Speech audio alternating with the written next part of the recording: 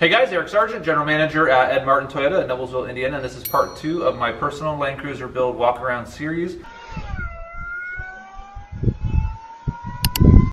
Next we're going to talk about the electrical system. So we're going to talk about the Redarc Rogue, the Redarc Manager 30. This is a triple battery setup, so I have the connecting the front batteries are a BCDC 1225D, the Redarc dual battery gauge, battle-born lithium battery, just for starters, and let's check it out.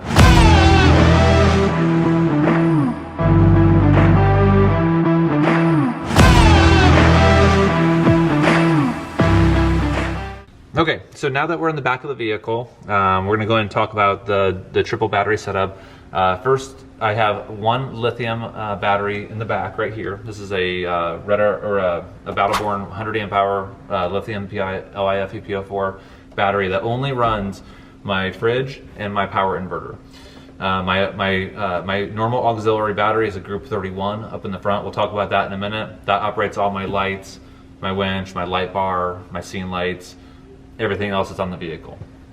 But I really wanted to have a nice lithium battery that I could use just to make sure that the fridge was going to go at any point in time. So I had that wired to the inverter and to the fridge, and that's been working great.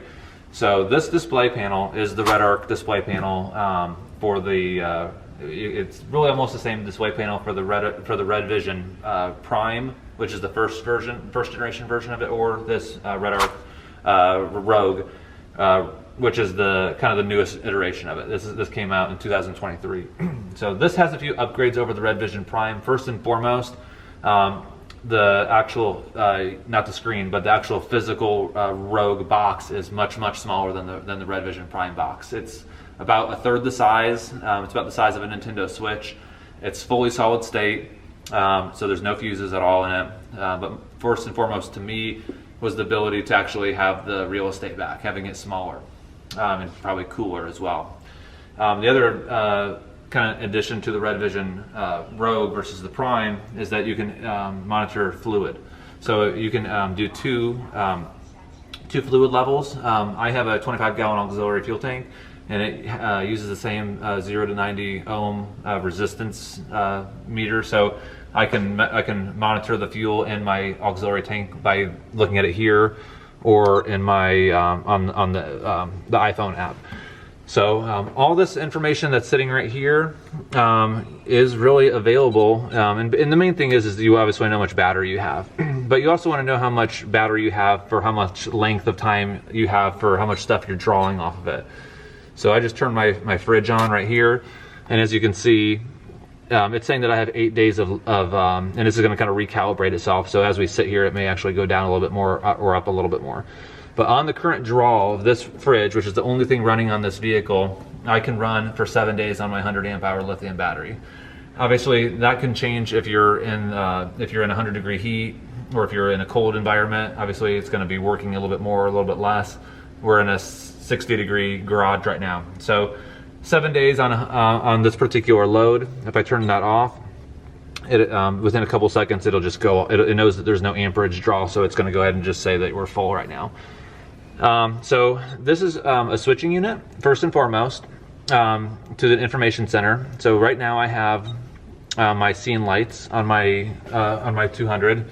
I'm going to go ahead and turn on the one right here on the side. So I just turn that on with the REDVISION display. Right now I have my 12 volts on. So I have my 12 volts, I have 26 USB ports throughout this vehicle, and they're all wired into my AGM battery up under the hood. So this is a USB-C, USB-A, and there's a bunch of these all around. So I can turn those, those are switchable. So I got those on. I got my scene lights, I got my scene halo lights. So the rigid SLR scene lights are also halo lights, which is great for campsite. If you need to use the restroom in the middle of the night, or you just kind of want to have a little bit extra sense of security, you can always have those lights that are going at any point in time. It's not going to, hurt your eyes or anything like that. This is my power inverter right there, so I can turn that on with the touch of a button. And then of course the fridge, and then this is my lights for my rooftop tent. I have those wired up to a Deutsch connector on the roof. So if I'm in my tent, I can have power to charge my phone, my iPad, or my, whatever camera, whatever you want to bring up in the tent with you. So that's all switched as well. So we have a lot of information here. All of this information and all of this switching can be controlled from the REDVISION app on your phone. It's Bluetooth. So as long as you're within, probably 20 or 30 feet of the vehicle, you can just open up the app and you can turn all these switches on, and you can see where you're at in terms of the battery meter. If you don't want to go to the exercise of having a Redarc Rogue in a vehicle, but you love the continuity and having all this here, you can do that with the Redarc Smart battery monitor. It won't give you switching functionality, but you can at least see how much battery juice you have, your load draw, in and out amperage, and so on and so forth. So again, this is the Redarc Rogue product. We'll kind of go through the whole car. We'll talk about the battery setup, and then if you guys have any questions or comments, feel free to ask away in the comments below, and I'll do my best to answer them. All right, on the driver's side of the Trek box system, again, it's a 100 amp hour Battle-Born lithium battery, and basically this is again only juicing the fridge and the inverter. So that's packed away nice and tight in here. And then let's go ahead and flip over to the passenger side. On the passenger side of the Trek box, we have a couple things. This is the Redarc Rogue, and I don't know if you can see it in the camera, but we could probably do a picture over if it's not so good. But this is actually the Redarc Rogue system. So if you have a Redarc Prime, the box with the fuse one, the first gen, then you can kind of compare the two sizes side by side. Blue Seas fuse box here. On the right side, you may actually see that there's a diamond digital amplifier. That's for the subwoofer that's behind here. And I like this is a DeWalt 12 volt flex charge, so I can charge like a 20 or a 60 volt battery for like a camp tent, or a camping fan, or a chainsaw, or just the impact. But that right there is nice to have like a 9 amp hour with you at all times, just for whatever you may need. Okay, so moving from the back to the middle. So on the other side of the truck box, behind the seats, we have a couple. We have the Redarc Manager 30. So this is the actual charger.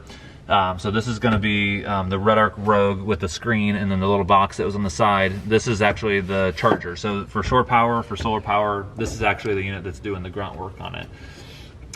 The power inverter is a Redarc 1000 watt pure sine inverter. You may have noticed on the Trek box system that the power outlet, although it's on the side here, we ran an extension cord to the other side of the Trek box so that you have access where you need it. But this inverter is 1000 watts, so it's matched up to the 100 amp hour Battle-Born battery perfectly. And then behind here, I'm also I'm not running, but there's a Yeti 1 gallon water bottle holder. Just a nice area that's kind of out of the way, just to keep some fresh water. And the lids on these they just screw on so tight that there would be no risk of it ever dripping a drop anywhere. Okay, so this is the Redarc dual voltage gauge. It's a nice size, and if you look at comparison to the engine start-stop button, it's a little bit larger. I felt like this would be a good location for it because it's kind of symmetrical. They're both circles. Although it is a little larger, it doesn't bother me. I think it looks nice. It fits really nice in here. So this voltage gauge does not tell me the voltage of the dual battery, of the triple battery, the Battle-Born. That's all done through the Rogue in the back. This is connected to the BCDC 1225D. Right now the car's in accessory 2 mode, so it's just going at 12. We're just drawing off the radio and the clock. So this is going to be just a nice quick little reference to voltage based on just the accessories, not the fridge and not the power inverter. Okay, now that we're in the front of the vehicle, we'll kind of go over the dual battery system, and I'll just kind of, on a typical 200 series, you're going to have the lead acid crank battery right here, which is the true to OEM lead acid crank battery here. On the passenger side, there is basically this is just an empty area with your power steering fluid. So what we've done is we've taken the SLE auxiliary battery tray, which is designed for your auxiliary battery. We've relocated a lead acid crank battery to this location. So, and the point of doing that is that this Group 31 battery size is much, much larger than the Group 35. So, to power all the accessories that this vehicle has, won't have a much bigger battery, so we swapped the two. So crank battery over here, lead acid on the passenger side. On the driver's side, we have our auxiliary. It's an Odyssey Extreme AGM battery. You could always put, you could always use an AGM battery on this side, but it just depends on how many accessories you're going to have and how much capacity you need. What are you going to be running off of it? So in this case, it's got a lot of staff, so I wanted to have the bigger battery, and ultimately these two batteries are connected with the Redarc BCDC 1225D right here. And then the batteries are also connected again through the Redarc SB 212, which is the smart battery isolator. And actually that's located kind of right behind the grill, may not be able to see it. But the point of having that is that in the event that the battery is actually, like the crank battery is ever dead, you could go inside on the switch pro, press one button. The two batteries are linked, same voltage, and then you could start the car because it's pulling power directly off this. And once you're started, it's kind of like hooking jumper cables up to it. You can just basically unpress the button, car's running, and you're good to go until you can get a replacement battery. The connectors here, we have the ZR Tactical billet terminals, battery terminals. Switch Pro 9100 is located right here, and that's pretty much it. Thank you so much for watching the video walk around on my electrical system on my personal 200 series Land Cruiser.